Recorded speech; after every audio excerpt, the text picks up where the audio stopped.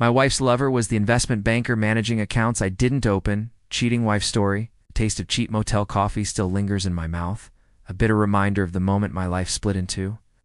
I stared at the divorce papers on my cluttered desk, the words blurring through a haze of anger and exhaustion. Her signature, so elegant and practiced, was a cruel flourish on the final page of our 10-year story. But this wasn't the end. It was the beginning of my answer to her betrayal. She thought she had taken everything. She had no idea I was about to take it all back with interest. This is the story of how I uncovered my wife's affair, her secret financial empire, and how I orchestrated a revenge so complete it would erase her from the world we once shared. Stay with me, and if you want more stories that delve into the dark side of relationships, make sure to hit that subscribe button and ring the bell. It all started with a credit card statement. I lived in Chicago, in a beautiful brownstone in Lincoln Park that I had poured my soul into renovating. I was an architect, and my wife Sarah was a fundraiser for a prominent art museum. We were the picture of success. But a charge for a hotel in Geneva, Switzerland appeared on our joint account. I'd never been to Geneva. When I asked Sarah about it, she waved it off. Oh, that must be from the donor trip last month. The museum's reimbursement must be delayed. She smiled that dazzling smile, the one that used to make my heart skip a beat. Now it just felt practiced. It was too easy, too quick. That night I couldn't sleep. The lie sat in the pit of my stomach like a stone. I started digging. Late one night, while she was supposedly at a gala, I checked our phone records. A single number appeared over and over, dozens of calls and texts every day. Ran the number through a reverse search. The name that came back was David Vance. A quick search online revealed he was a high-flying investment banker at a boutique firm downtown. His profile picture showed a man with slick-back hair and a smug grin, the kind of guy who calls everyone buddy, the kind of guy I instantly hated. My blood ran cold. I kept digging, driven by a gnawing dread. I found his social media, and there it was. A picture of him in Geneva dated the same week as the hotel charge.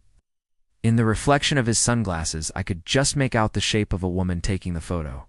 A woman with Sarah's distinct auburn hair. The world tilted on its axis. I confronted her the next morning. I laid the phone records and the photo on our marble kitchen island. Her face went pale, but only for a second. Then came the performance. Tears, the denials, the accusations. How could you spy on me? You're so paranoid. David is just a friend, a client. She twisted it, making me the villain, the insecure husband suffocating her. She was so convincing that for a moment I almost believed her. I almost apologized.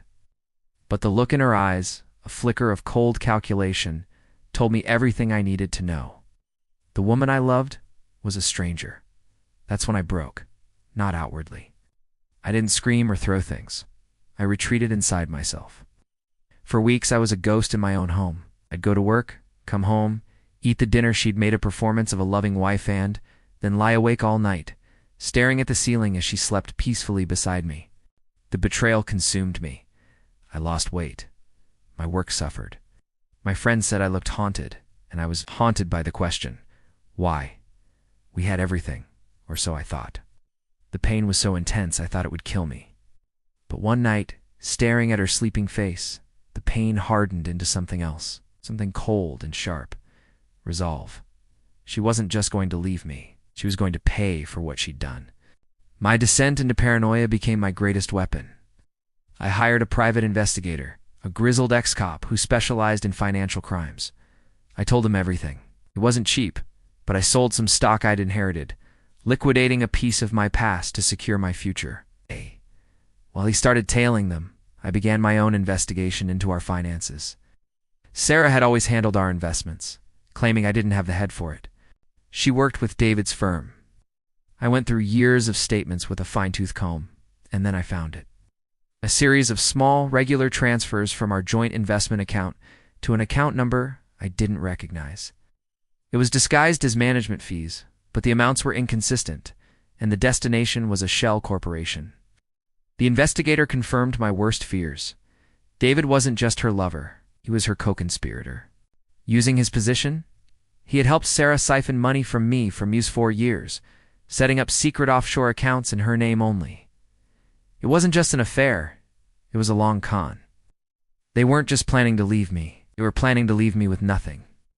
The plan for my revenge came to me in a flash of cold clarity. It wouldn't be enough to just expose them. I had to dismantle their entire world using the very tools they used against me: money and reputation. The museum's annual grand benefit, their biggest fundraising event of the year, was in 2 months. Sarah was the chairperson.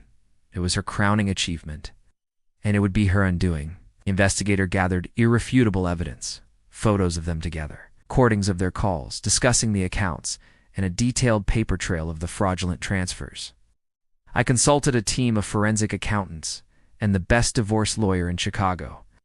We built a fortress of legal and financial documents. The night of the gala was perfect. A crisp autumn evening. Sarah was radiant in a shimmering gown, greeting donors, her arm linked with David's, who was there as a major sponsor. They looked like a power couple. My power couple, built with my money. I arrived late, looking haggard, playing the part of the cuckolded husband to perfection. I let the whispers follow me.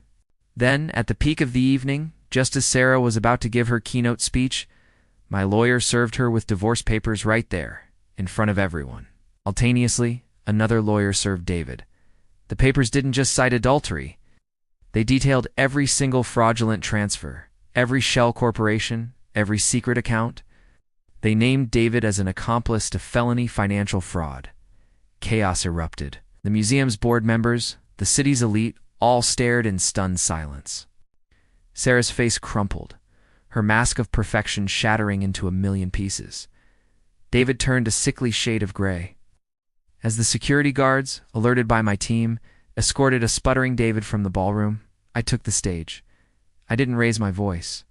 I calmly held up a single document, a summary of the forensic accountant's report. I announced that a significant portion of the museum's recent donations, managed by David Vance's firm, had been funneled into the same fraudulent accounts as my own money. I had already alerted the SEC and the IRS. The fallout was immediate and catastrophic. The museum launched an internal investigation that destroyed Sarah's career. David's firm fired him and was buried in lawsuits. They both faced federal charges, left the gala without a backward glance. The next few months were a blur of legal proceedings. I got the house, what was left of our legitimate assets, and my dignity back. Sarah got nothing. Her secret accounts were frozen, and she was left destitute and disgraced, facing prison time. I never saw her again after the final court date. Sometimes I walk by our old house, now empty and waiting for a new family. I don't feel anger anymore, or sadness. I just feel quiet. She sent me one final text message from a burner phone, a single, desperate question. Why? I never replied. The end.